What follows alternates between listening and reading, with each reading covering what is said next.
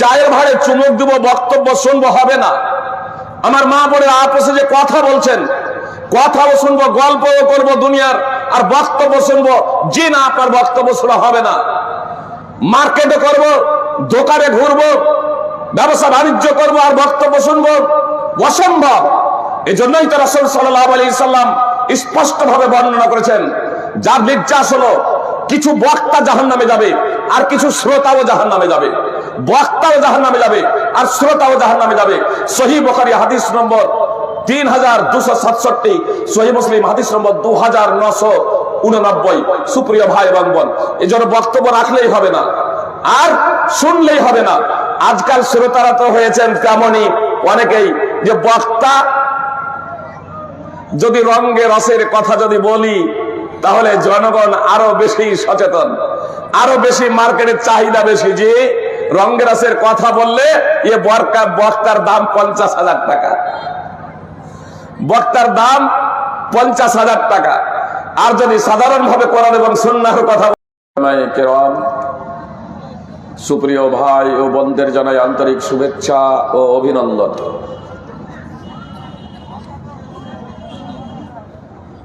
খুতবায়ে মাসনুনার পরে পবিত্র কোরআন থেকে একটি আয়াতের অংশ বিশেষ তেলাওয়াত করেছি।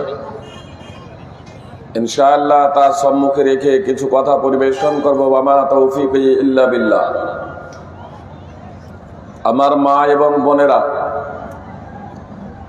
আপসে আপনারা কিন্তু কথা বলাবলি করছেন, নিজেও মনোযোগ দিয়ে শুনছেন না, অন্যকে শুনতে দিচ্ছেন না। আপনাদের কাছে আমার বিনীত অনুরোধ, আপসে কোনো প্রকারের কথা বলবেন না। আমার মা এবং বোনেদের কাছে আবারও বিনীত অনুরোধ, আপসে কোনো প্রকারের কথা বলবেন না। এবং জালসা কমিটি তথা শ্রোতা মণ্ডলী যারা আছেন,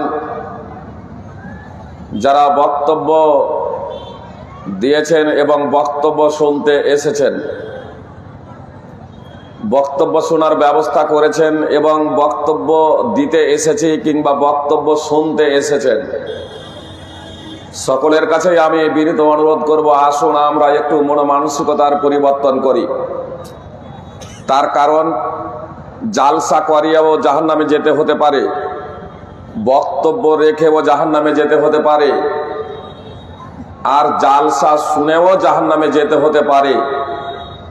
আসুন আমরা অন্তর থেকে আল্লাহ তাআলার কাছে আশ্রয়, আল্লাহ তাআলার কাছে তৌফিক কামনা করি। হে আল্লাহ, তুমি আমাদের সেই সমস্ত বক্তা, সেই সমস্ত উদ্যোক্তা, সেই সমস্ত শ্রোতা থেকে আশ্রয় দাও এবং আমাদের তৌফিক দাও, যাতে আমরা তোমার সন্তুষ্টি অর্জনে যা যা কিছু করা দরকার তা করতে সক্ষম হই এবং সেই সমস্ত বিষয় থেকে বেঁচে থাকতে পারি, বিরত থাকতে পারি, যাতে তোমার ক্রোধ বর্ষিত হবে, তুমি রাগান্বিত হবে। আল্লাহ, তুমি আমাদের নিজ রহমতে, তোমার রহমতের ছায়ায় তুমি আমাদেরকে আশ্রয় দিও। সুপ্রিয় ভাই এবং বোন, খুতবায়ে মাসনুনার পরে পবিত্র কোরআন থেকে একটি আয়াতের অংশ বিশেষ তেলাওয়াত করেছি। ইনশাআল্লাহ তার সম্মুখে রেখে কিছু কথা আপনাদের সম্মুখে পরিবেশন করব। ওয়ামা তাওফিকি ইল্লা বিল্লাহ। এই আয়াত হয়তো আমার মুখ থেকেও আগে শুনেছেন, অন্যান্য আলোচকের মুখ থেকে শুনেছেন, তবে আমার আলোচনা প্রত্যেক দিন প্রত্যেক বক্তব্যে কিছুটা নতুনত্ব থাকবে ইনশাআল্লাহ। আয়াত এক থাকলেও ভাবার্থ এক রেখে, পবিত্র কোরআন এবং সুন্নাহকে সামনে রেখে ইনশাআল্লাহ নতুন আঙ্গিকে, নতুন ভাবনায়, নতুন চিন্তাধারায় আপনাদের সম্মুখে বক্তব্য পরিবেশন করব, যাতে আপনাদের পাথেও সংগ্রহ করতে সুবিধা হয়, জান্নাতে যেতে সুবিধা হয়। আল্লাহ তাআলা আমাকে সেই তৌফিক প্রদান করেন, আমিন। আল্লাহ তাআলা সূরা তাহরিম 66 নম্বর সূরার 6 নম্বর আয়াতে বলেছেন, ইয়া আইয়ুহাল্লাযীনা আমানু কু আনফুসাকুম ওয়া আহলিকুম নারা। ওয়াকুদুহান নাস ওয়াল হিজারাহ, হে ঈমানদারেরা, তোমরা তোমাদের নিজেদের ও নিজ পরিবার পরিজনদের আগুন থেকে বাঁচাও, যে আগুনের জ্বালানি হবে মানুষ এবং পাথর। জাহান্নামের জ্বালানি হবে মানুষ এবং পাথর, এই কথা আল্লাহ তাআলা বলছেন। পবিত্র কোরআনে আল্লাহ তাআলা মানব জাতিকে কখনো ইয়া আইয়ুহান নাস বলে সম্বোধন করেছেন, কখনো ইয়া আইয়ুহাল্লাযীনা আমানু বলে সম্বোধন করেছেন। অর্থাৎ আল্লাহ তাআলা কখনো মানব জাতিকে হে মানব জাতি বলে সম্বোধন করেছেন, হে মানুষ। যার মধ্যে ইয়া আইয়ুহান নাস যখন বলেছেন, তখন তার মধ্যে মুসলিম অমুসলিম, মুসলমান, হিন্দু, জৈন, খ্রিস্টান, বৌদ্ধ, ইহুদি, খ্রিস্টান সকলেই তার অন্তর্ভুক্ত। কিন্তু কখনো কখনো আল্লাহ তাআলা বলেছেন ইয়া আইয়ুহাল্লাযীনা আমানু।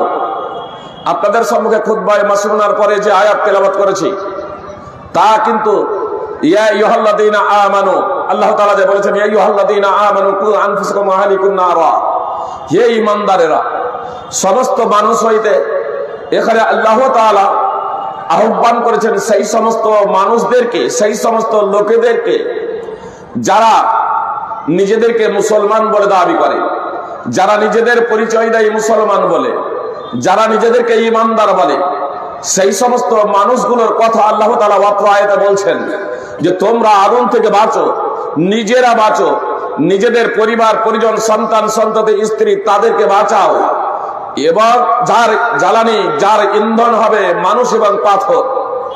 সুপ্রিয় ভাই এবং বোন, আসুন বিষয়টা একটু আমরা বোঝার প্রচেষ্টা করি। আমরা কি ঈমানদার? আমরা কি ঈমানদার? আমরা কি মুসলমান? তার কারণ আল্লাহ তাআলা যখন বললেন যে হে ঈমানদারেরা, তোমরা নিজেরা বাঁচো এবং নিজেদের পরিবার পরিজনকে জাহান্নাম থেকে বাঁচাও, আমরা নিজেরা বাঁচতে চাই না কেন? আমরা নিজেদের পরিবার পরিজনদের জাহান্নাম থেকে বাঁচাতে চাই না কেন? সুপ্রিয় ভাই এবং বোন, জালসা যারা করাচ্ছি তারাও মুসলমান, বক্তব্য যারা দিচ্ছি তারাও মুসলমান, আর জালসা যারা শুনতে এসেছি তারাও মুসলমান, আর জালসা শুনতে, কোরআন এবং সুন্নাহর আলোচনা শুনতে যারা বাধা প্রদান করছি আমাদের ওয়া জানতেই, তারাও মুসলমান। মক্কার মুশরিকরা, মক্কার মুশরিক তথা কাফির ওয়া মুসলিমরা, তারা এই নীতি অবলম্বন করেছিল যে পবিত্র কোরআনে এমনই একটি আল্লাহর বাণী, এক স্রষ্টার বাণী, যে এই বাণীর মাধ্যমে যারা এই পবিত্র কোরআন শুনে তাদের অন্তর বিগলিত হয়ে যায়, তারা পরিবর্তন হয়ে যায়। তার জন্য তারা এই পন্থা অবলম্বন করেছিল যে মুহাম্মদ সাল্লাল্লাহু আলাইহি সাল্লাম যখন কোরআন তেলাওয়াত করবে তখন আমরা হইচই এবং হট্টগোল করব। সুতরাং তারা এই নীতি অবলম্বন করেছিল। আল্লাহ তাআলা পবিত্র কোরআনে বলছেন ওয়া ক্বালাল্লাযীনা কাফারু লা তাসমাউ লিহাদাল কুরআনি ওয়ালগাউ ফীহি লাআল্লাকুম তাগলিবুন। সূরা মুমিনের আয়াত, সূরা ফুসসিলাতের আয়াত 26 নম্বর আয়াত। সুপ্রিয় ভাই এবং বোন, আল্লাহ তাআলা স্পষ্টভাবে বললেন, স্পষ্টভাবে আল্লাহ তাআলা জানিয়ে দিচ্ছেন যে কাফেররা বলে যখন কোরআন তেলাওয়াত করা হবে তখন তোমরা হইচই করো, কোরআন শোনো না, বরং কোরআন তেলাওয়াত হলে তোমরা হইচই করবে, হট্টগোল করবে, যাতে তোমরা বিজয়ী হতে পারো। তার কারণ কোরআন যদি মনোযোগ দিয়ে শুনে তাহলে মানুষ পরিবর্তন হয়ে যাবে। যারা দোকানপাট এ জালসাকে কেন্দ্র করে বসিয়েছি, এ জালসাকে কেন্দ্র করে যারা দোকান দিয়েছি, তারা আমাদের অজান্তেই কি মুশরিকদের পন্থা অবলম্বন করে নাই? বক্তব্য শুনবো, আবার ব্যবসা বাণিজ্যও করব। এই জালসাকে কেন্দ্র করে, কোরআন এবং সুন্নাহকে কেন্দ্র করে এই দুটো পদ্ধতি বা দুটো নীতি একসাথে হতে পারে না। সুপ্রিয় ভাতৃবৃন্দ, আসলে আমরা কোরআন এবং সুন্নাহ শোনা থেকে, একদিকে কোরআন এবং সুন্নাহ শোনানোর জন্য আহ্বান করা হচ্ছে, অপরদিকে কোরআন এবং সুন্নাহ শোনা থেকে বিরত রাখার জন্য প্রচেষ্টা করা হচ্ছে।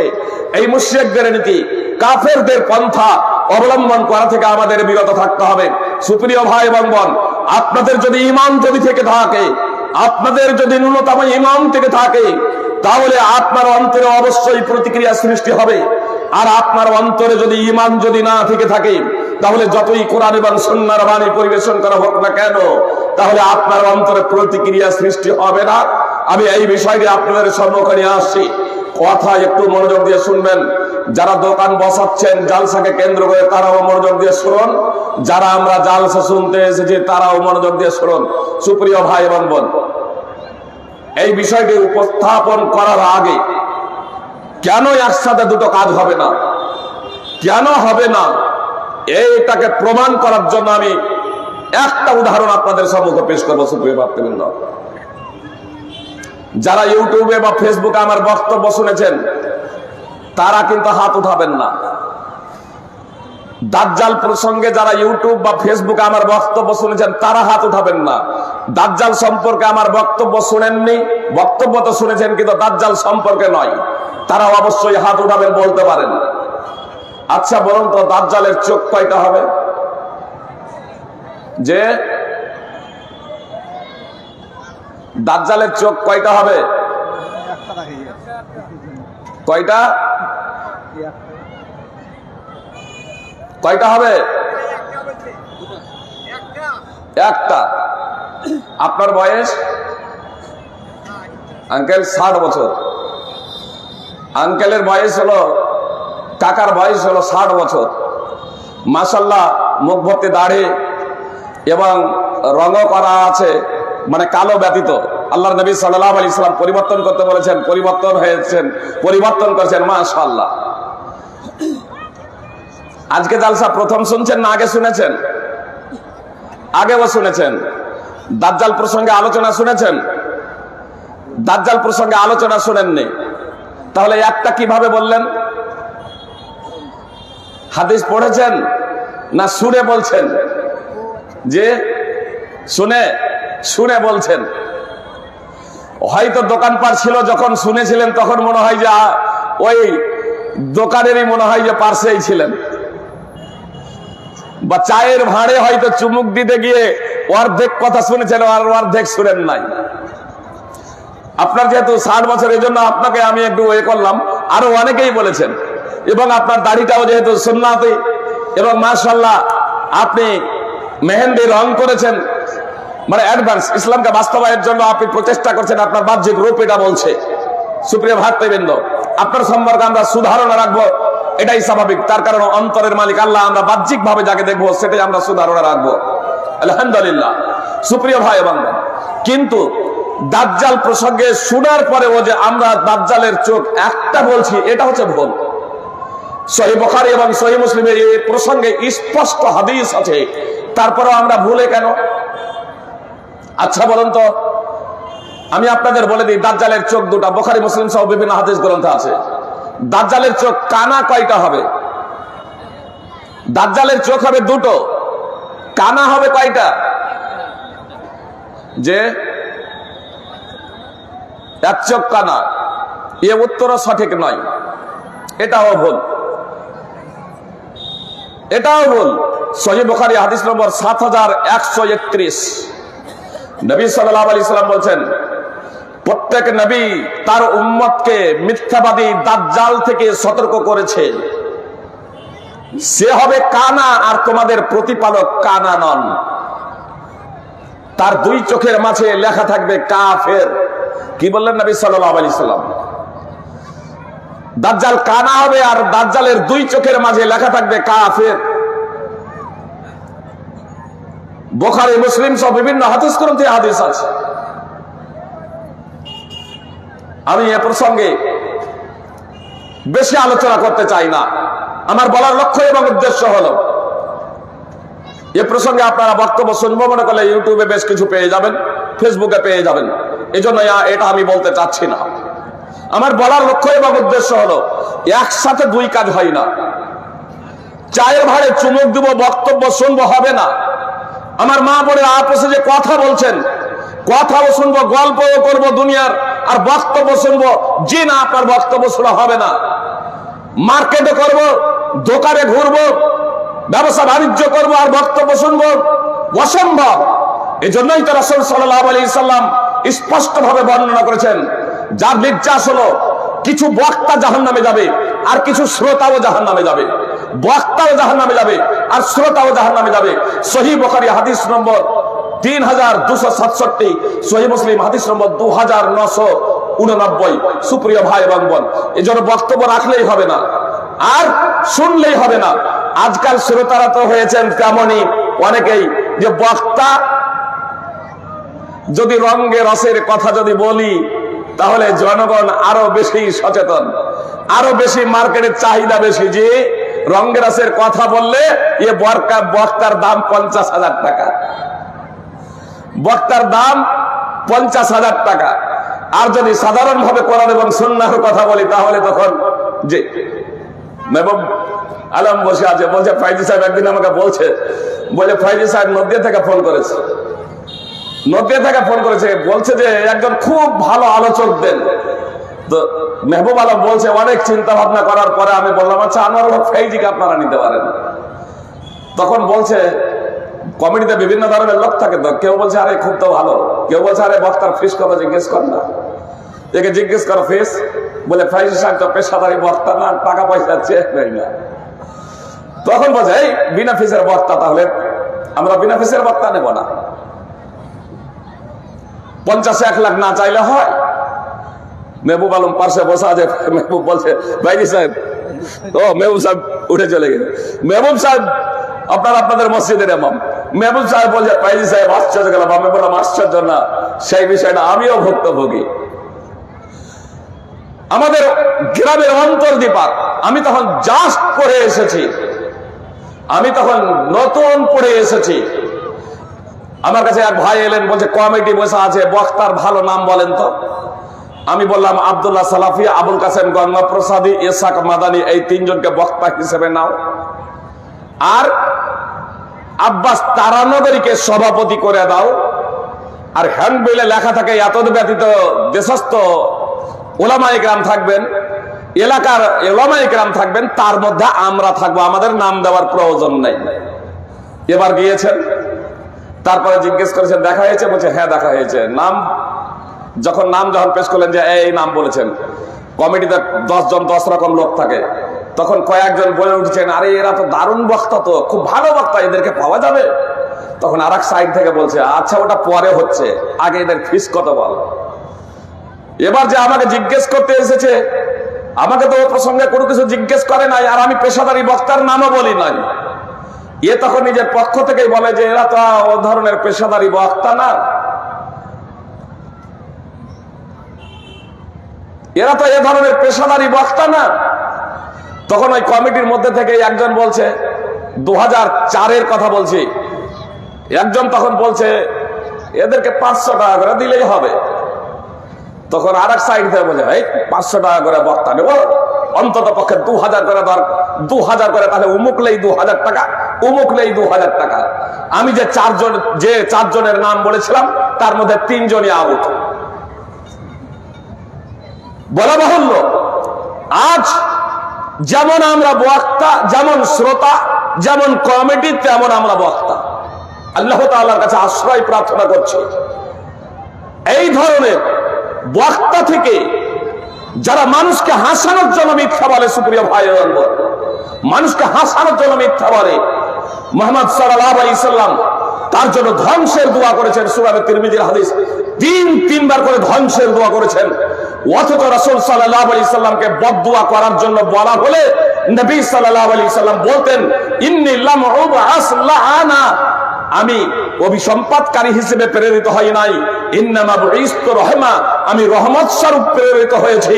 কিন্তু সেই বক্তার জন্য বদদুয়া করেছেন যে বক্তা বানিয়ে বানিয়ে যারা গল্প করে, লোকেদেরকে হাসানোর জন্য যারা গল্প রচনা করে, তাদের জন্য মুহাম্মদ সাল্লাল্লাহু আলাইহি সাল্লাম বদদুয়া করেছেন। সুপ্রিয় ভাই এবং বোন, কত ভয়ানক কথা! আমাদের শ্রোতাদেরও এ থেকে সচেতন হওয়া একান্ত কর্তব্য। আমি আপনাদের বলছিলাম যে দাজ্জালের বক্তব্য শুনলাম, কিন্তু তারপরেও দাজ্জাল সম্পর্কে সঠিক ধারণা আমাদের এখনো হয় নাই। পরবর্তীতে কখনো সম্ভব হলে সেই প্রসঙ্গে আলোচনা করব। আমি আপনাদের সম্মুখে সূরা তাহরিম 66 নম্বর সূরার 6 নম্বর আয়াতের অংশ বিশেষ তেলাওয়াত করেছি। আল্লাহ বলছেন, হে ঈমানদারেরা, তোমরা নিজেরা নিজেদের এবং নিজেদের পরিবার পরিজনদের জাহান্নাম থেকে বাঁচাও, আগুন থেকে বাঁচাও। মুহাম্মদ সাল্লাল্লাহু আলাইহি সাল্লামের উপরে যখন সূরাতুশ শুআরা 26 নম্বর সূরা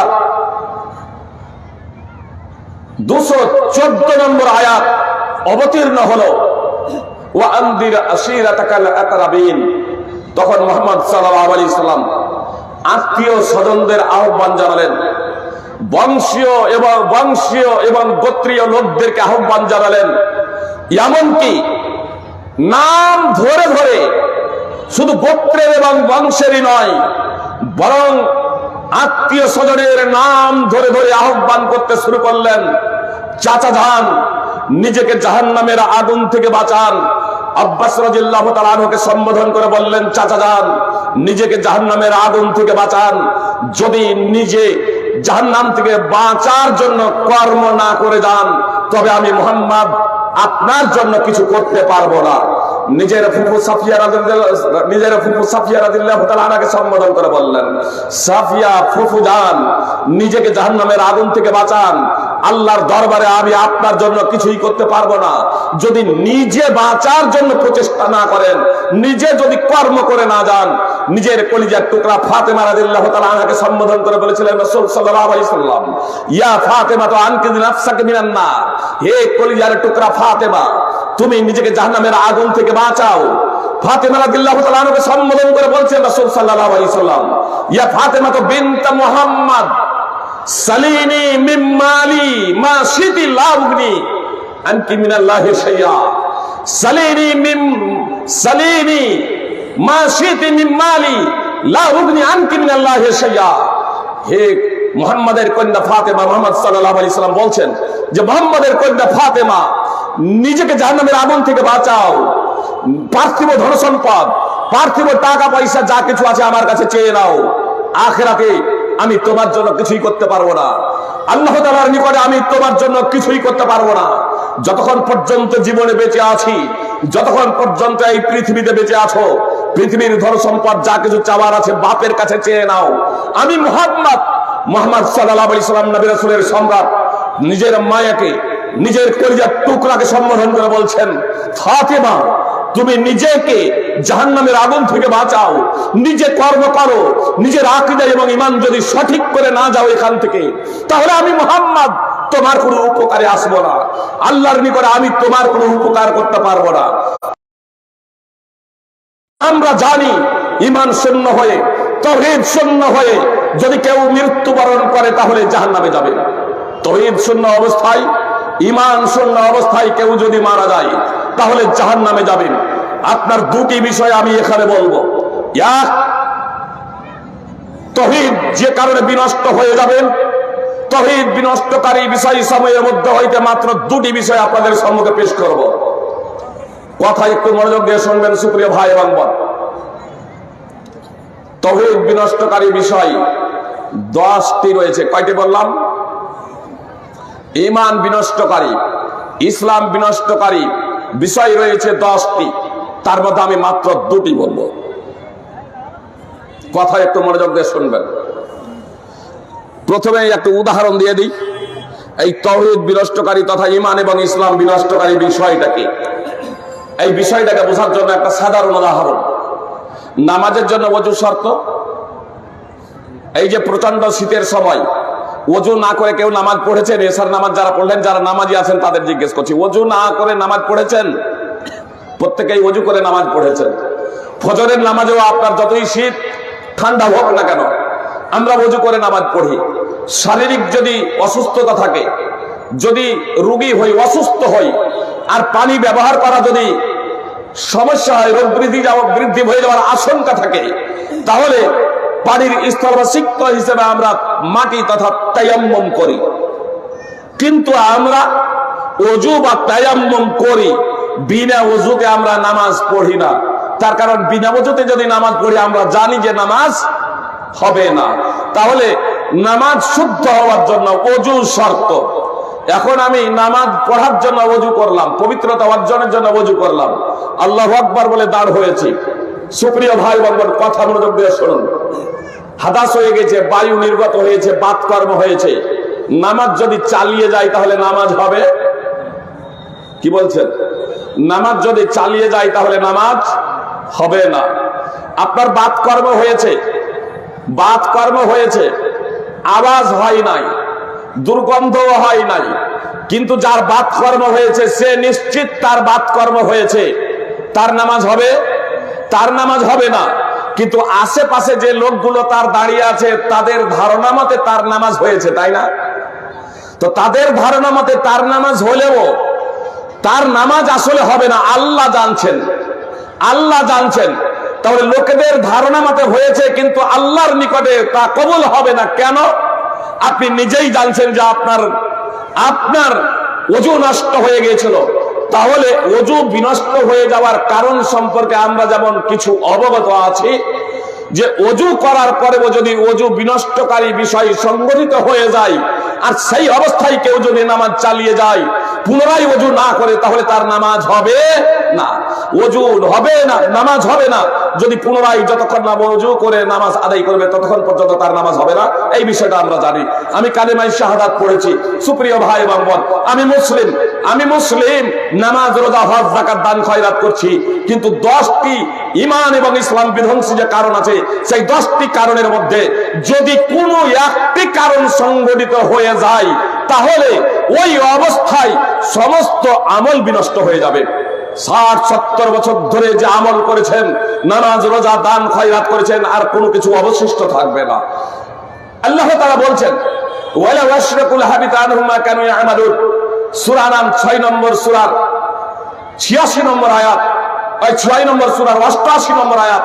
তার আগে 83 থেকে 86 নম্বর আয়াতে 18 জন বিশিষ্ট নবী রাসূলের কথা উল্লেখ করেছেন আল্লাহ তাআলা মাত্র সূরায়। আর তারপরে 88 নম্বর আয়াতে গিয়ে এই কথা বলছেন, ওয়ালা আশরাকু লাহাবিতা আনহুম মা কানু ইয়ামালুন। এই 18 জন বিশিষ্ট নবী রাসূল যদি শিরক করত, তাদের সমস্ত আমল বরবাদ হয়ে যেত, নষ্ট হয়ে যেত। আল্লাহ তাআলা বলেন, ওয়ালাকাদ উহিয়া ইলাইকা ওয়া ইলাল্লাযীনা মিন ক্বাবলিক লাইন আশরাকতা লাইহাবাতান্না আমালুকা ওয়া লা তাকুনান্না মিনাল খাসিরিন। সূরা জুমার 39 নম্বর সূরার 65 নম্বর আয়াত। আল্লাহ তাআলা স্পষ্ট ভাবে বলেন যে মুহাম্মদ সাল্লাল্লাহু আলাইহি ওয়াসাল্লাম তোমার প্রতি এবং তোমার পূর্বে যতগুলো নবী রাসূল প্রেরণ করা হয়েছিল প্রত্যেকে এই বার্তা দেওয়া হয়েছিল, যদি তুমি শিরক করো তবে তোমার আমল বিনষ্ট হয়ে যাবে এবং অবশ্যই তুমি ক্ষতিগ্রস্তদের অন্তর্ভুক্ত হবে। তাহলে নবী রাসূলদের আমল যদি শিরকের কারণে সব ধ্বংস হয়ে যায়, বিনষ্ট হয়ে যায়, তবে আমি আর আপনি কে? সুপ্রিয় ভাই এবং বোন, এই শিরকের অবস্থায় কেউ যদি মৃত্যুবরণ করেন তাহলে সে জাহান্নামে যাবে। ইন্নাল্লাহা লা ইয়াগফিরু আন ইউশরাকা বিহি, সূরা নিসা 4 নম্বর সূরার 48 এবং 116 নম্বর আয়াত। নিশ্চয় আল্লাহ তাআলা তার সাথে শরীক করাকে ক্ষমা করবেন না। অর্থাৎ শিরক করার পরে সেই অবস্থায় কেউ যদি মৃত্যুবরণ করে, বড় ধরনের শিরক যদি হয়ে যায়, তাহলে ঈমান এবং ইসলাম এবং সমস্ত আমল বিনষ্ট হয়ে যাবে। আর সেই অবস্থায় কেউ যদি মৃত্যুবরণ করে তাহলে জাহান্নামে যাবে। কোনো দিনই সে জান্নাতে যেতে পারবে না, কোনো দিনই জান্নাতে যেতে পারবে না। তার কারণ জাহান্নামে শাস্তি ভোগ করে জান্নাতে যাওয়ার জন্য অন্যতম শর্ত হলো তাওহীদ এবং অন্তরে ঈমান থাকা। তাওহীদ এবং অন্তরে যদি ঈমান যদি না থাকে তাহলে মানুষ কোনোদিনই জান্নাতে যেতে পারবে না। সুপ্রিয় ভ্রাতৃবৃন্দ, শিরকের বিভিন্ন স্তর আছে, বিভিন্ন ক্যাটাগরি আছে। সুপ্রিয় ভাই বোন, আল্লাহ ছাড়া অন্যের কাছে মাথা নত করা, আল্লাহ ছাড়া যাদের ইন্তেকাল হয়ে গেছে তাদেরকে বিপদ আপদ থেকে উদ্ধারকারী হিসেবে প্রার্থনা করা, আল্লাহ এবং মানুষের মাঝে প্রার্থনাকারী এবং আল্লাহর মাঝে মাধ্যম দাঁড় করানো কোন নবী রাসূল বা ওয়ালি আউলিয়া যাদের ইন্তেকাল হয়ে গেছে তাদেরকে, এটাও হচ্ছে বড় ধরনের শিরক। এ কারণে একটা মানুষ মুশরিকে পরিণত হয়ে যাবে। সুপ্রিয় ভাই বোন, সহানুভূতি প্রদর্শন করতে গিয়েও কেউ যদি মূর্তির সামনে মাথা নত করে, কবরে গিয়ে সাজদা করে, তাহলে তার ঈমান এবং ইসলাম বিনষ্ট হয়ে যাবে। সুপ্রিয় ভাই এবং বোন, আপনার ঈমান এবং ইসলাম বিনষ্ট হয়ে যাবে যতক্ষণ না কালেমায়ে শাহাদাত অন্তরের অন্তঃস্থল থেকে তওবা করতে পাঠ করবেন, ততক্ষণ পর্যন্ত আর ঈমান থাকবে না। এজন্য আমাদের শিরক থেকে বিরত থাকতে হবে। এটা হলো 1 নম্বর ঈমান এবং ইসলাম বিধ্বংসকারী বিষয়। 1 নম্বর। আমি শেষের 10 নম্বরটা উলামায়ে কেরাম কোরআন এবং হাদিসকে সামনে রেখে যা বলেছেন, আপনারা কিতাবুত তাওহীদ মুহাম্মদ বিন আব্দুল ওয়াহাব রাহিমাহুল্লাহর বিখ্যাত বই, সালেহ বিন ফৌজান হাফিজাহুল্লাহর বিখ্যাত বই কিতাবুত তাওহীদ আমাদের মাতৃভাষায় বাংলায় হয়ে গেছে, আপনারা অধ্যয়ন করবেন। 10 নম্বর আল ইরাজ আন দীনিল্লাহ, এই আল ইরাজ আন দীনিল্লাহ, এই বিষয়টি আপনাদের সম্মুখে উপস্থাপন করছি, একটু মনোযোগ দিয়ে শুনবেন। আল্লাহর দিন থেকে বিমুখ হওয়া, আল্লাহর দিন থেকে বিমুখ হওয়ার তাৎপর্য হলো আল ইরাজ আনিল ওয়াসুলিস সালাসা। আপনার ইসলামের যে তিনটি মৌলনীতি আছে, ইসলামের যে তিনটি মৌলিক বিষয় রয়েছে, সেই তিনটি বিষয় থেকে বিমুখতা অবলম্বন করা, দূরত্ব অবলম্বন করা হলো ঈমান বিনষ্টকারী বিষয়। সুপ্রিয় ভাই এবং বোন, আজকে আমরা কোরআন এবং সুন্নাহর আলোচনা শুনছি, আপনার কোরআন এবং সুন্নাহর কথা শুনছি, অনেকেই আবার বক্তব্য রাখছি, কেউ আবার শুনছি, আর তারপরে আমরা মেলাও দিচ্ছি, বক্তব্য দিচ্ছি, জীবনে পরিবর্তন আসে না কেন? ঈমান যদি থেকে থাকে তাহলে অবশ্যই পরিবর্তন আসবে। সুপ্রিয় ভ্রাতৃবৃন্দ, ইবলিসও কিন্তু আল্লাহ তাআলা আছেন এ কথা বলে, ইবলিসও আল্লাহ তাআলার অস্তিত্বে বিশ্বাসী। এজন্য আল্লাহ তাআলা যখন ইবলিসকে লাঞ্ছিত করলেন এবং ইবলিসকে বিতাড়িত করলেন, ইবলিসকে আসমান থেকে নামিয়ে দিলেন, সেই সময় ইবলিস আল্লাহ তাআলার কাছে প্রার্থনা করেছিল, আল্লাহ তাআলার কাছে ইবলিস প্রার্থনা করেছিল। সুপ্রিয় ভাই এবং বোন, পবিত্র কোরআনে স্পষ্ট ভাবে তা আল্লাহ তাআলা উল্লেখ করেছেন। তারপরে ওই ইবলিস ইমানদার হতে পারে নাই, মুসলমান হতে পারে নাই, ইবলিসকে জাহান্নামে যেতে হবে। তাহলে আল্লাহ আছেন শুধু এ কথা বললেই শুধু হবে না, মানুষকে জাহান্নামে যেতে হবে যদি ঈমান এবং ইসলাম যদি অন্তরে না থাকে, তাওহীদ যদি অন্তরে না থাকে। ঈমান বিনষ্টকারী বিষয়ের মধ্যে 10 নম্বর বিষয় হচ্ছে ইসলামের মৌলিক তিনটি বিষয় সম্পর্কে জ্ঞানার্জন না করা, ইসলামের তিনটি মৌলিক বিষয় থেকে দূরত্ব অবলম্বন করা, ইসলামের তিনটি মৌলিক বিষয় থেকে অজ্ঞতা, জাহালাত, এটা হলো ঈমান বিধ্বংসী বিষয়। যখন এই বিষয়গুলো আমাদের অন্তরে প্রবেশ করে, তখন আসলে কোরআন এবং সুন্নাহর বাণী শুনেও আমাদের অন্তরে কোনো প্রকারের প্রতিক্রিয়া হয় না। তার মধ্যে একটা হলো আল্লাহ তাআলার পরিচিতি। আল্লাহ তাআলার পরিচিতি সম্পর্কে জ্ঞানার্জন করা অপরিহার্য শর্ত। ঈমানদার হওয়ার জন্য, মুসলমান থাকার জন্য আপনারা আল্লাহর পরিচিতি সম্পর্কে জ্ঞানার্জন করতেই হবে, এটা অপরিহার্য। নম্বর 2, মুহাম্মদ সাল্লাল্লাহু আলাইহি সাল্লাম সম্পর্কে আপনাকে পরিচিতি লাভ করতে হবে। মুহাম্মদ সাল্লাল্লাহু আলাইহি সাল্লামকে, রাসূলুল্লাহ সাল্লাল্লাহু আলাইহি সাল্লামকে এ সম্পর্কে আপনাদের জ্ঞানার্জন করতেই হবে। এবং ইসলামের মৌলিক বিষয় সম্পর্কে, ইসলামটা কি, এ প্রসঙ্গে আপনাকে জ্ঞানার্জন করতেই হবে। এই তিনটি বিষয় সম্পর্কে যদি আমাদের অজানা থাকে, এই তিনটি বিষয়ের মধ্যে কোনো একটা বিষয় সম্পর্কে যদি আমাদের অজ্ঞতা থাকে, আমরা যদি না জানি, সুপ্রিয় ভাই এবং বোন, তাহলে আমরা ঈমানদার থাকতে পারবো না, আমরা মুসলমান হতে পারবো না। সুপ্রিয় ভাই এবং বোন, আসলে আমরা তো প্রত্যেকেই মুসলিম হিসেবে জন্মগ্রহণ করেছি, প্রত্যেকেই মুসলিম হিসেবে জন্মগ্রহণ করেছি। শিশু অবস্থায় যদি আমরা মারা যেতাম তাহলে জান্নাতে যেতাম, মুসলমান ঘরে জন্ম হোক অথবা মুসলিম ঘরে জন্ম হোক। সামরা বিন জুনদাব রাদিয়াল্লাহু তাআলা আনহু সূত্রে হাদিস বর্ণিত আছে, বিখ্যাত হাদিস, সহিহ বুখারী হাদিস নম্বর 1386 এবং 7047। মুহাম্মদ সাল্লাল্লাহু আলাইহি সাল্লাম কে জিবরিল এবং মিকাইল আলাইহিস সালাম দুইজন পবিত্র ভূমির দিকে নিয়ে গেলেন। অতঃপর সেখানে অনেকগুলো বিষয় দেখেছিলেন, তার মধ্যে একটি বিষয় ছিল মুহাম্মদ সাল্লাল্লাহু আলাইহি সাল্লাম দেখলেন যে ইব্রাহিম আলাইহিস সালামের চতুর্পার্শ্বে অনেকগুলো ছেলে মেয়ে, অনেকগুলো সন্তান সন্ততি, অনেকগুলো শিশু রয়েছে। মুহাম্মদ সাল্লাল্লাহু আলাইহি সাল্লাম জিজ্ঞেস করলেন ফেরেশতাদের যে এই শিশুগুলো হচ্ছে কারা? তখন ফেরেশতারা জবাব দিলেন, ফাকুল্লু মাউলুদিন মাতা আলাল ফিতরা, এই শিশুগুলো হচ্ছে তারা যারা ফিতরাতের উপরে মৃত্যুবরণ করেছে, অর্থাৎ শিশু অবস্থায় যারা মৃত্যুবরণ করেছে। মুহাম্মদ সাল্লাল্লাহু আলাইহি সাল্লাম ফেরেশতাদের কাছ থেকে এই কথা জেনে নেওয়ার পরে যখন সাহাবাদের সামনে এই বিষয়টি ব্যক্ত করছেন, প্রকাশ করছেন, তখন সাহাবায়ে কেরাম প্রশ্ন করলেন আল্লাহ রাসূল সাল্লাল্লাহু আলাইহি সাল্লাম, আওলাদুল মুশরিকিন, মুশরিকদের ছেলে মেয়েরা কোথায়? মুশরিকদের সন্তান সন্ততি তারা কোথায়? ফিতরাতের উপরে যারা মৃত্যুবরণ করেছে, মুসলিমরা হয় ভাবলেন যে হয়তো এরা তাহলে মুসলমানদের সন্তান সন্ততি, মুসলমানদের ছেলে মেয়ে, তাই প্রশ্ন করছেন আওলাদুল মুশরিকিন, মুশরিকদের সন্তান সন্ততি কোথায়?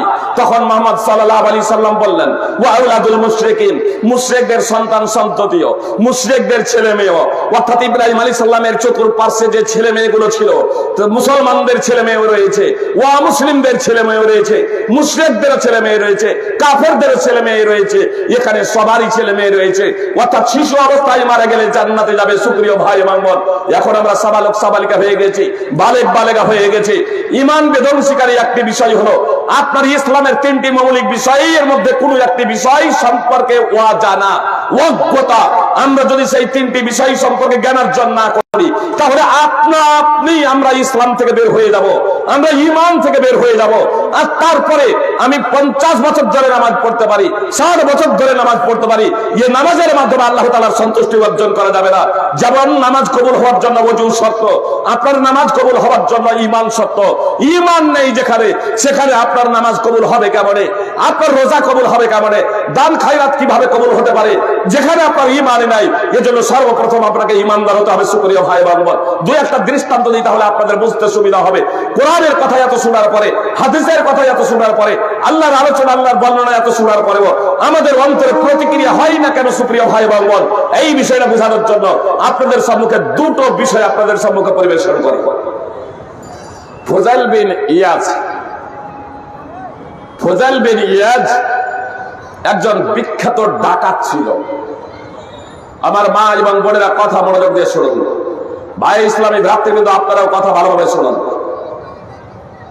এবং যারা অমুসলিম আছেন তারাও কথাটা মনোযোগ দিয়ে শুনুন। তার কারণে ইসলাম হলো সার্বজনীন দিন, মুসলমানদের জন্য বাবা, মুসলমানদের জন্য বাবা। আর এই ইসলাম আল্লাহ তাআলা প্রদত্ত জীবন ব্যবস্থা অনুযায়ী যারা জীবন যাপন করবে না, তারা নরকে যাবে, জাহান্নামে যাবে। হোক সে মুসলমান ঘরে জন্মগ্রহণকারী অথবা অমুসলিম ঘরে জন্মগ্রহণকারী। মুহাম্মদ সাল্লাল্লাহু আলাইহি ওয়াসাল্লামকে সর্বশেষ রাসূল হিসেবে যারা মেনে না নেবে, তারা জাহান্নামে যাবে, নরকে যাবে, এতে সন্দেহের কোনো অবকাশ নেই। অতএব প্রত্যেকেই কথা মনোযোগ দিয়ে শুনুন। ফুজাইল বিন ইয়াজ একজন বিখ্যাত ডাকাত। ফুজাইল বিন ইয়াজ একজন বিখ্যাত ডাকাত। আর তার উপরে একদিনকার ঘটনা, একজন মেয়ের সাথে জৈবিক চাহিদা পূর্ণ করার জন্য আপোষে তাদের কথা পাকা হয়ে গেছে। জৈবিক চাহিদা পূর্ণ করার জন্য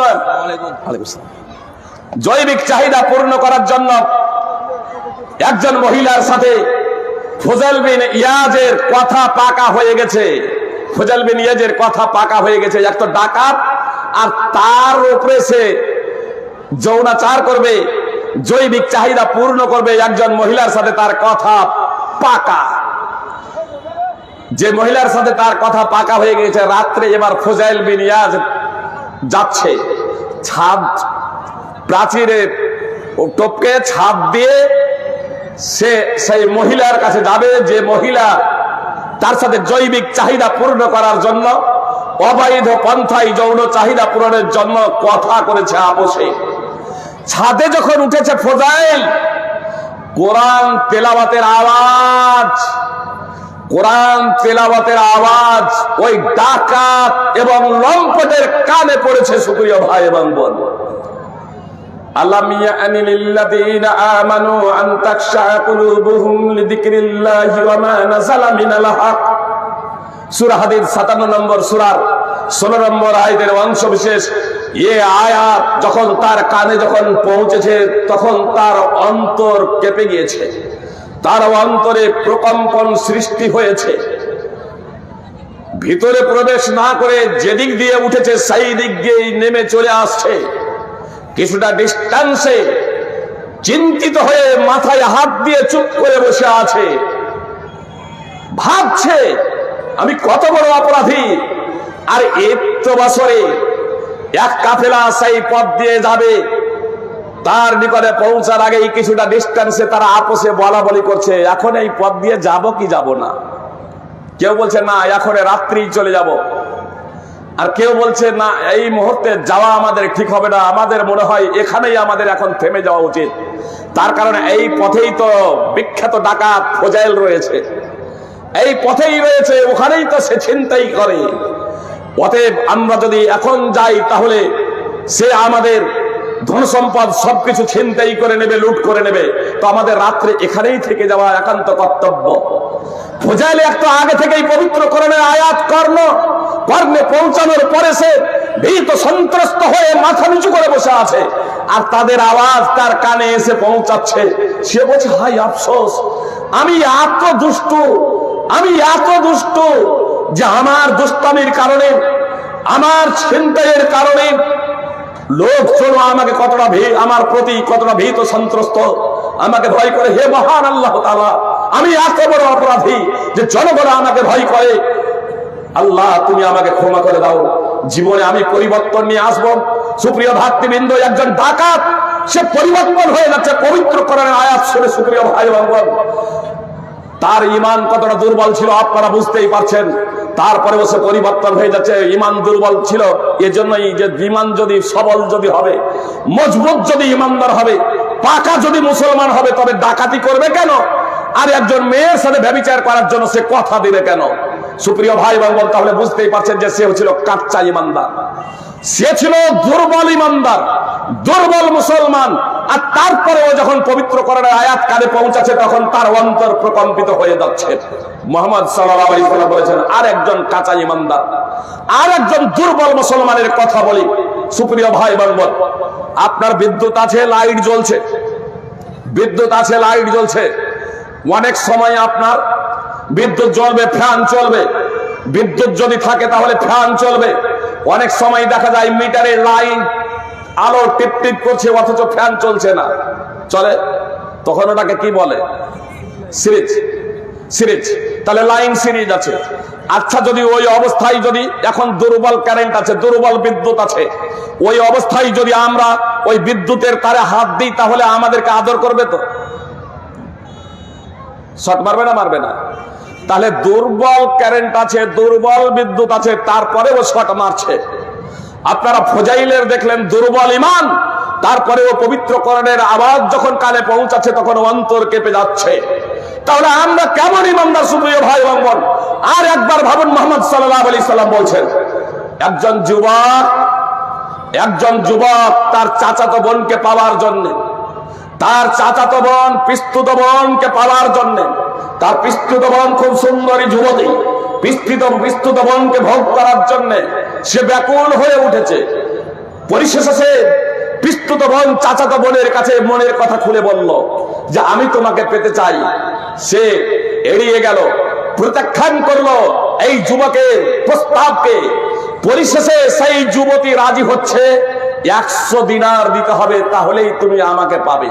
100 দিনার স্বর্ণ মুদ্রা, 20 দিনারের যাকাত ফরজ। 100 স্বর্ণ মুদ্রার বর্তমান দাম হচ্ছে, 100 স্বর্ণ মুদ্রার বর্তমান মূল্য হচ্ছে প্রায় 25 লক্ষ টাকা। কত বললাম? 100 দিনার স্বর্ণ মুদ্রার বর্তমান মূল্য হচ্ছে প্রায় 25 লক্ষ টাকা। ওই যুবক আপনার শিল্পপতি ছিল না, বিলিয়ন ডলারের সন্তান ছিল না, বিলিয়ন ডলার পতির সন্তান ছিল না, কোটিপতি ছিল না। সুপ্রিয় ভাই বোন, একজন সাধারণ পরিবারের সন্তান।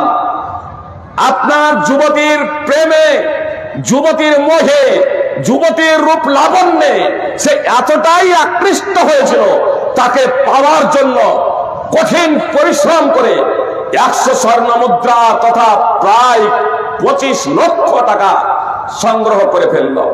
আর ওই 100 স্বর্ণ মুদ্রা তথা 25 লক্ষ টাকা নিয়ে তার চাচাতো বোনের কাছে গিয়ে উপস্থিত, এই নাও তোমার টাকা, এখন তোমাকে আমাকে দিতে হবে। নির্জনে চলে গিয়েছে যুবক এবং যুবতী। কথা মনোযোগ দিয়ে শুনুন যুবক এবং যুবকেরা, সুপ্রিয় ভাই এবং বোন, কথা মনোযোগ দিয়ে শুনুন।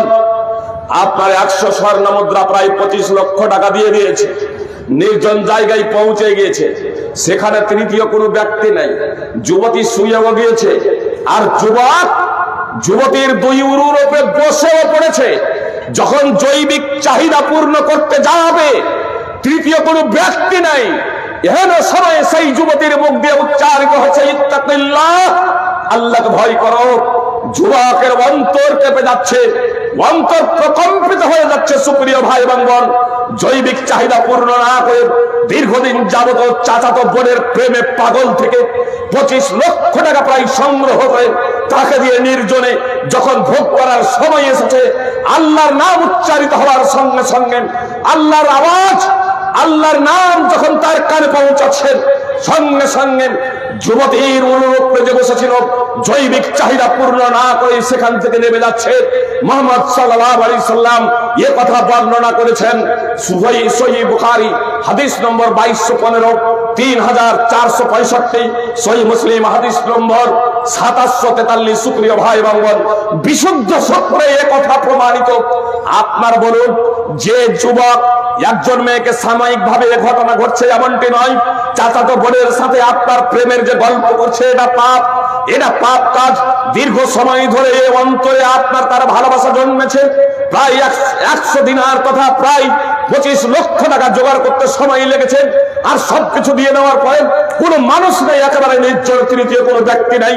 যখন ভোগ করার সময় এসেছে, ইত্তাকিল্লাহ, আল্লাহকে ভয় কর, এই আওয়াজ শোনা মাত্রই তার অন্তর প্রকম্পিত হয়ে যাচ্ছে, কেঁপে যাচ্ছে অন্তর, আপনার উরু থেকে নেমে গিয়ে আপনার দূরে সরে যাচ্ছে। সুপ্রিয় ভাই এবং বোন, অন্তরে আল্লাহর ভয় কিভাবে প্রবেশ হচ্ছে? ঈমান যদি থেকে থাকে, আপনাদের স্পষ্ট ভাবে বলি, যে যুবক একজন যুবতীর সাথে প্রেম নিবেদনের জন্য, জৈবিক চাহিদা পূরণের জন্য 100 দিনার সংগ্রহ করেন, 25 লক্ষ টাকা সংগ্রহ করেন, নির্জন জায়গায় গিয়ে তার উরুর প্রবস্থায় জৈবিক চাহিদা পূর্ণ করার জন্য, নিঃসন্দেহে সে পাকা ঈমানদার না, মধ্যবর্তী ঈমানদার না, একেবারে দুর্বল ঈমান, অত্যন্ত দুর্বল ঈমান, অত্যন্ত দুর্বল মুসলমান। আর সেই মুসলমানের কানে যখন আল্লাহ এই শব্দটি উচ্চারিত হচ্ছে, আল্লাহর বর্ণনা যখন তার কানে পৌঁছাচ্ছে, ভীত সন্ত্রস্ত হয়ে পাপাচার থেকে বিরত হয়ে যাচ্ছে। আল্লাহ পবিত্র কোরআনে বলছেন, ইন্নামাল মুমিনুনা আল্লাযীনা ইযা যুকিরাল্লাহু ওয়াজিলাত কুলুবুহুম। মুসলমান তো হলো তারাই, ঈমানদার তো হলো তারাই, যাদের সামনে আল্লাহ তাআলার বর্ণনা করা হলে তাদের অন্তর প্রকম্পিত হয়, তাদের অন্তর কেঁপে যায়। ইন্নামাল মুমিনুনা আল্লাযীনা ইযা যুকিরাল্লাহু ওয়াজিলাত কুলুবুহুম। ঈমানদার মুসলমান তো হলো তারাই, যাদের সামনে আল্লাহর বর্ণনা করা হলে, আল্লাহর আলোচনা করা হলে তাদের অন্তর কেঁপে যায়, তাদের অন্তর প্রকম্পিত হয়। সূরা আনফাল 8 নম্বর সূরার 2 নম্বর আয়াতের অংশবিশেষ। সুপ্রিয় ভাই এবং বোন, আল্লাহর কথা শুনে, আল্লাহর বর্ণনা শুনে, আল্লাহর বর্ত এবং ভক্ত এবং আল্লাহ তাআলার ভয় ও শাস্তির ভয়ে যদি আমাদের অন্তর না কাঁপে, বলবেন ফাইজি সাহেব নামাজ পড়ছি অনেক দিন থেকে, বক্তব্য শুনছি, জালসা শুনছি, তো আমাদের যে অন্তর কাঁপে না? পাপাচারীর অন্তর কেঁপে যায়, ন্যূনতম ইমানদার ব্যক্তির, মুসলমানের অন্তর কেঁপে যায়। আর যদি আপনার অন্তর না কাঁপে, সুপ্রিয় ভাই এবং বোন, আত্মসমীক্ষা করুন যে আপনার অন্তর কাঁপে না কেন, অত অন্তর কাঁপে না কেন। একটা দৃষ্টান্ত দিয়ে আপনাদের বুঝতে সুবিধা হবে। আমাদের স্বরাষ্ট্রমন্ত্রী অমিত শাহ, আমাদের স্বরাষ্ট্রমন্ত্রী অমিত শাহ আসামে যখন এনআরসি হয়, পশ্চিম বাংলার মাটিতে এসে বললেন যে পশ্চিম বাংলার মাটিতে ওই এনআরসি হব। এই কথা বলার পরে আমাদের অন্তর কেঁপেছিল না কাঁপেনি? বলেন যে আমাদের অন্তর কাঁপেনি? আমাদের সকলের অন্তর কেঁপেছিল। যে যদি কেউ বলেন যে অন্তর কাঁপেনি, তো আধার কার্ড আর ভোটার কার্ড আর প্যান কার্ড আর জমির দলিল সংগ্রহে এতক্ষণে তৎপরতা দেখা গিয়েছিল? আধার কার্ড ভোটার কার্ডে যদি নাম যদি আলাদা রয়েছে, এক আর আকার একটু পার্থক্য, এক আর আকার, বা এর জায়গাতে ও, ও এর জায়গাতে ইউ, যে একটু নামে যদি পার্থক্য রয়েছে, তাহলে সেটাও সংস্কার সংশোধনে আমরা গিয়েছি। তাহলে আমাদের মতো একটা মানুষের কথা শুনে, আমাদের মতো একটা মানুষের কথা শুনে আমাদের অন্তরে কাঁপুনি ধরে গিয়েছিল। সুপ্রিয় ভাই বোন, মুসলমান এবং অমুসলমান প্রত্যেকেরই। তো স্রষ্টা যেখানে বলছেন সময়ের শপথ, ইন্নাল ইনসানা লাফি খুসর, নিশ্চয়ই সকল মানুষই ক্ষতির মধ্যে। তো এই কথা শোনার পরে আমাদের অন্তর কাঁপে না কেন? এই কথা শোনার পরে আমাদের অন্তরে প্রকম্পন সৃষ্টি হয় না কেন? আমি বললাম আপনাদের, আপনার বিদ্যুৎ যদি থাকে, ভালো থাক আর দুর্বল থাক, সিরিজ হলো হাত দিলে আপনি শট খাবেন। অনুরূপ ভাবে ঈমান থাকলে অন্তর প্রকম্পিত হবে। কিন্তু আমরা যে আজকে নিজেদের ইমানদার বলছি, মুসলমান বলছি, এটা এজন্যই বলছি আমরা মুসলমান ঘরে জন্মগ্রহণ করেছি, আমরা মুসলমান ঘরে জন্মগ্রহণ করেছি সুপ্রিয় ভাই এবং বোন। কিন্তু আমরা কি আসলে ইসলাম নিয়ে গবেষণা করেছি? ইসলাম নিয়ে পড়াশোনা করেছি? ইমান কি এটা জেনেছি? কোরআন কি এটা বুঝেছি? মুহাম্মদ সাল্লাল্লাহু আলাইহি সাল্লাম কে, তার পরিচয় সম্পর্কে অবগত হয়েছে সুপ্রিয় ভাই এবং বোন। তাহলে আমি এবং আপনি জানলাম কেমন যে ইসলাম কি? আল্লাহর সম্পর্কে কি আমি বইপত্র পড়েছি? আলেমদের সংস্পর্শে বসে কি আল্লাহর পরিচয় সম্পর্কে আমরা জেনেছি? তাহলে আল্লাহর পরিচয় জানলাম না, ইসলাম কি বুঝলাম না, মুহাম্মদ সাল্লাল্লাহু আলাইহি সাল্লামকে জানলাম না। আমরা শুধু মুসলমান ঘরে জন্মে আমরা মুসলমান দাবি করলাম, ঈমান এবং তাওহীদ শূন্য অবস্থায় আছি বলে আমার অন্তরে কোনো প্রকারের প্রতিক্রিয়া হয় না। অথবা ঈমান সম্পর্কে তো জেনেছি, ইসলাম সম্পর্কে জেনেছি, পাপাচারের কারণে আমাদের অন্তরটা কালো হয়ে গেছে, আমাদের অন্তরে মরিচিকা পড়ে গেছে, জ্ঞান চক্ষু অন্ধ হয়ে গেছে, যে কারণে আমাদের অন্তরে আল্লাহর বাণী প্রবেশ করে না, আল্লাহর ভয় প্রবেশ করে না, যে কারণে আমাদের অন্তর কাঁপে না, অন্তর প্রকম্পিত হয় না সুপ্রিয় ভাই এবং বোন। এজন্য আমাদের একটু নিজের বিবেককে একটু জাগানো উচিত, আমাদের নিজের বিবেককে জাগানো উচিত, আত্মসমীক্ষা করা একান্ত দরকার। আমার আপনার অন্তর কাঁপে না কেন? আমার আপনার অন্তর প্রকম্পিত হয় না কেন সুপ্রিয় ভাই এবং বোন? আল্লাহ যেখানে বলছেন নিশ্চয়ই সকল মানুষই ক্ষতির মধ্যে রয়েছে, তারপরেও কেন আমাদের অন্তর প্রকম্পিত হয় না? আপনারা জানেন আমাদের স্বরাষ্ট্রমন্ত্রী যখন বলেছিলেন যে এনআরসি হবে এই বাংলার মাটিতেও, সেদিন কিন্তু দুই শ্রেণীর মানুষের অন্তর কাঁপে নাই। যারা বিবেক বুদ্ধিহীন ছিল, অর্থাৎ যারা পাগল, যাদের মস্তিষ্ক লোপ পেয়েছে বার্ধক্য জনিত কারণে, অথবা জন্মগত যারা পাগল বা আপনার বড় হওয়ার পরে যারা আপনার ব্রেনের গন্ডগোল যার হয়ে গেছে, আপনার বিবেক সুস্থ যাদের ছিল না, অথবা যারা অবুঝ শিশু, তাদের কোনো প্রতিক্রিয়া হয় নাই। অনাথভাবে যাদের অন্তরে মরিচিকা পড়ে গেছে, যাদের অন্তর পাপাচারের কারণে কালো হয়ে গেছে, আল্লাহর বাণী শুনে, আল্লাহর ধমকি শুনে, আল্লাহর সতর্কমূলক বাণী শোনার পরে তাদের অন্তরে প্রতিক্রিয়া সৃষ্টি হয় নাই। সুতরাং আল্লাহ তাআলা মুহাম্মদ সাল্লাল্লাহু আলাইহি সাল্লাম বলেছেন, বান্দা যখন পাপ করে, ঈমানদার যখন পাপ করে, তখন তার অন্তরে কালো দাগ পড়ে যায়। সে যখন তওবা করে, অনুতপ্ত হয়, লজ্জিত হয় এবং আল্লাহর কাছে ক্ষমা প্রার্থনা করে, তখন পাপটা মুছে যায়, তার অন্তরটা নির্মল এবং স্বচ্ছ হয়ে যায়। আর পাপের উপরে যদি পাপ করতে থাকে তাহলে অন্তরে মরিচিকা পড়ে যায়। নবী সাল্লাল্লাহু আলাইহি সাল্লাম বলেছেন ওয়াহুয়া রান, এটাই হচ্ছে মরিচিকা। তারপরে মুহাম্মদ সাল্লাল্লাহু আলাইহি সাল্লাম আল্লাহ তাআলার বাণী উল্লেখ করলেন, কাল্লা বাল রান আলা কুলুবিহিম মা কানু ইয়াকসিবুন। পাপীরা, মিথ্যাবাদীরা আল্লাহর বাণীকে বলে উপন্যাস, আল্লাহর বাণী কোরআনকে বলে গল্প, নাটক। আল্লাহ বলছেন কখনো নয়, বরং ওই পাপী এবং মিথ্যাবাদীদের অন্তরে মরিচিকা পড়ে গিয়েছে তাদের কর্মের কারণে, তাদের পাপাচারের কারণে, তাদের কৃতকর্মের দরুন, শরীয়ত বিরোধী কার্যকলাপের কারণে তাদের অন্তরে মরিচিকা পড়ে গেছে। তাই এত দ্বারা বুঝতে পারলাম, অন্তরে যদি মরিচিকা যদি পড়ে যায়, অন্তর যদি পাপাচারের কারণে কালো হয়ে যায়, তাহলে আপনার আল্লাহর বাণীও মনে হবে নাটক, উপন্যাস, গল্প। তো উপন্যাস আর নাটক আর গল্প শুনে কারো অন্তর কাঁপে? কারো অন্তর কাঁপবে না, বরং সেখানে তো সে হাসবে, জি, আনন্দ ফুর্তি করবে, বিনোদন করবে। সুপ্রিয় ভাই এবং বোন, আল্লাহর বাণী শুনে যদি আমাদের অন্তর এখনো না কাঁপে, আত্মসমীক্ষা করুন, গভীর রাত্রে উঠুন সুপ্রিয় ভাই এবং বোন, গভীর রাত্রে উঠুন এবং গভীর রাত্রে উঠে আল্লাহ তাআলার কাছে প্রার্থনা করুন। ইয়াহদি বিহিল্লাহু মান ইত্তাবা রিদওয়ানাহু সুবুলাস সালাম, সূরা মাইদার 16 নম্বর আয়াতের অংশ বিশেষ। আল্লাহ তাআলা বলেন, যে কেউ আমার সন্তুষ্টি কামনা করে, যে কেউ আল্লাহ তাআলার সন্তুষ্টি কামনা করে, আল্লাহ তাআলা তাকে পবিত্র কোরআনের মাধ্যমে শান্তি সমূহের পথ দেখাবেন না। সুপ্রিয় ভাই এবং বোন, আপনি যদি আল্লাহ তাআলার সন্তুষ্টি কামনা করেন, আল্লাহ আপনাকে পথ দেখাবেন। অতএব আপনার অন্তর যদি না কাঁপে আল্লাহর বাণী শুনে, আল্লাহর কথা শুনে, আল্লাহর বর্ণনা শুনে, তাহলে রাত্রে উঠুন এবং আল্লাহ তাআলাকে ডাকুন, কাঁদেন এবং আল্লাহ তাআলার কাছে প্রার্থনা করেন, হে আল্লাহ, তুমি আমার অন্তরকে নির্মল করে দাও, স্বচ্ছ করে দাও, আমার অন্তরকে পরিষ্কার এবং পরিচ্ছন্ন করে দাও, আমার সমস্ত পাপকে দূর করে দাও। কারো যদি অন্যায় যদি করে থাকেন, তাহলে কারো যদি ধন সম্পদ আত্মসাৎ করে থাকেন, তাহলে তাকে তা ফেরত দিয়ে দিন, তাকে তা ফেরত দিয়ে দিন। আর কাউকে যদি মেরে থাকেন তাহলে ক্ষমা নিয়ে নেন। কারো কাছে যদি কাউকে মেরে থাকেন, গালি দিয়ে থাকেন, ক্ষমা নিয়ে নেন এবং আল্লাহ তাআলার কাছে নিজেকে সম্পূর্ণরূপে সমর্পণ করুন। আপনার আল্লাহ তাআলার ইবাদতে যদি শিথিলতা প্রদর্শন করে থাকেন, তাহলে এবার তৎপর হয়ে যান। সুপ্রিয় ভাই এবং বোন, আমি বক্তব্য ইতি করে দেব একটি বিষয় বলে, কথা একটু মনোযোগ দিয়ে শুনুন। সুপ্রিয় ভাই এবং বোন, একটা আমি শুধু উদাহরণ পেশ করব। আল্লাহ বললেন, তোমরা নিজেরা বাঁচো, নিজেদের পরিবার পরিজনদের বাঁচাও। নিজেরা বাঁচো, নিজেদের পরিবার পরিজনদের বাঁচাও।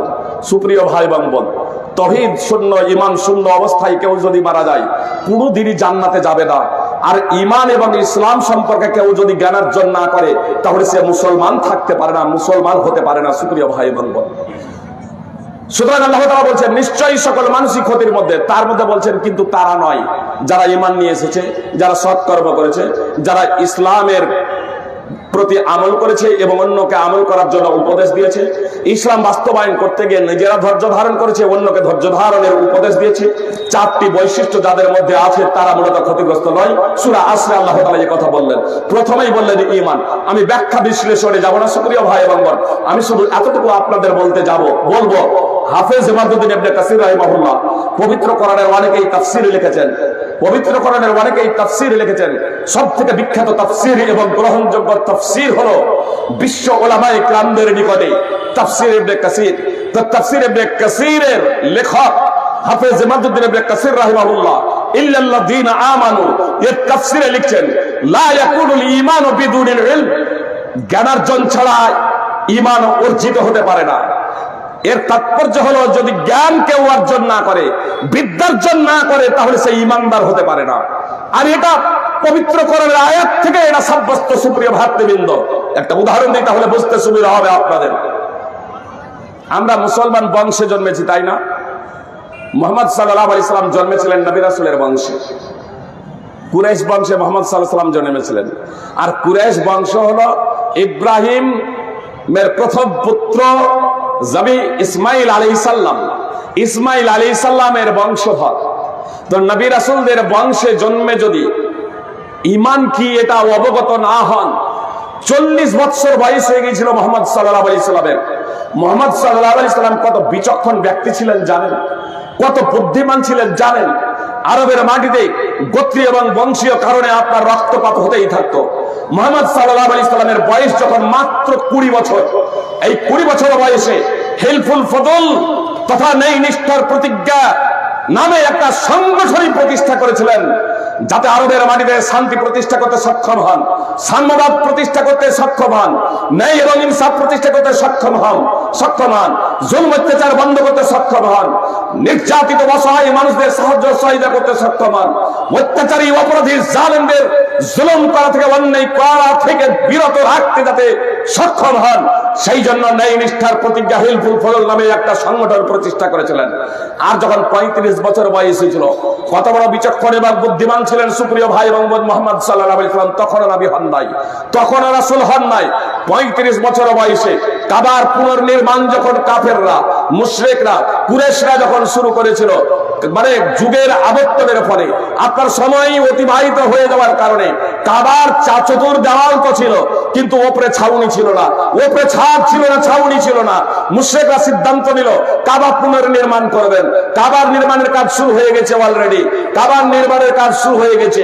হাজরা আসওয়াদ স্থাপনের জায়গা পর্যন্ত যখন উঁচু হলো, তখন প্রত্যেক ব্যক্তি এই দাবি করে বসলো যে হাজরা আসওয়াদকে তার স্থানে রাখার গৌরবটা, মর্যাদাটা আমি নিতে চাই, অতএব আমি হাজরা আসওয়াদ সেই স্থানে রাখবো। প্রত্যেক ব্যক্তি এই কথা বলতে শুরু করলো। এমনকি তারা বললো যদি আমার দ্বারা এটা সম্ভব না হয়, তাহলে তারা আমার গোত্রপতি কোন ব্যক্তি আমার গোত্রের যাতে সেই পাথরটা স্থাপন করে, অন্য গোত্রকে দেব না। প্রত্যেক গোত্রের লোকেরা এই দাবিতে অনড়, রক্ত প্রবাহিত হয়ে যাওয়ার উপক্রম হয়েছে। এহেন পরিস্থিতি আবু উমাইয়া মাখজুমি বলল যে আগামী কালকে যে মসজিদ হারামে প্রথম প্রবেশ করবে তিনি এই কাজটি করবেন। সব আপন আপন বাড়ি চলে গেল। আর আগামী কালকে মুহাম্মদ সাল্লাল্লাহু আলাইহি সাল্লাম সর্বপ্রথম চলে এলেন আল্লাহ তাআলার অশেষ রহমতে।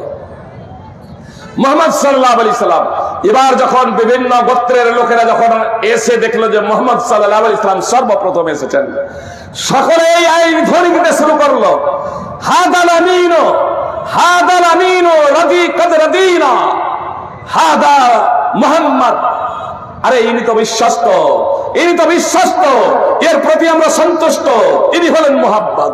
আবু জাহাল আবু লাহাবের আবধানী দেয় মুহাম্মদ সাল্লাল্লাহু আলাইহি সাল্লামকে দেখে, আবু জাহাল আবু লাহাবের আবধানী দেয়, কাফের মুশরিকরা আবধানী দেয়, সকলের মুখে একটাই আওয়াজ, ইনি তো বিশ্বস্ত, ইনি তো আমানতদার, এর প্রতি আমরা সন্তুষ্ট, ইনি হলেন মুহাম্মদ সাল্লাল্লাহু আলাইহি সাল্লাম। তখন নবী হন নাই, মাত্র 35 বছর বয়স।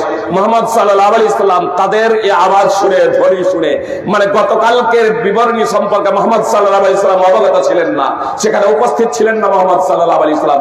তাদেরকে জিজ্ঞেস করলেন ব্যাপারটা কি, তারা বললেন এই ব্যাপার। আচ্ছা ঠিক আছে, আমাকে একটা চাদর দেন। আপনারা চাদর নিলেন, চাদর বিছিয়ে দিলেন, চাদরের উপরে মুহাম্মদ সাল্লাল্লাহু আলাইহি সাল্লাম হাজরে আসওয়াদকে স্বহস্তে উত্তোলন করে চাদরের উপরে রাখলেন, আর বিভিন্ন গোত্রের গোত্রপতিদেরকে বললেন, আপনারা চাদরের চতুর্দিক ধরুন, চতুর্দিক ধরুন এবং উঠান, দেওয়ালের কাছে নিয়ে চলুন।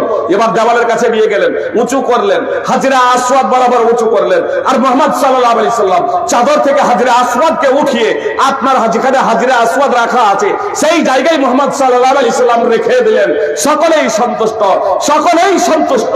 রক্ত প্রবাহিত হওয়ার উপক্রম হয়েছিল। মুহাম্মদ সাল্লাল্লাহু আলাইহি সাল্লাম 35 বছর বয়সে সেই সমস্যার সমাধান করে দিলেন অত্যন্ত সুষ্ঠুভাবে। সুপ্রিয় ভাই এবং বোন, সকলেই সন্তুষ্ট। সেই মুহাম্মদ সাল্লাল্লাহু আলাইহি সাল্লাম এত বিচক্ষণ, এত বুদ্ধিমান হওয়া সত্ত্বেও আপনাদের আশ্চর্যের কথা বলবো, নবী রাসূলের বংশে জন্মগ্রহণ করেছেন মুহাম্মদ সাল্লাল্লাহু আলাইহি সাল্লাম।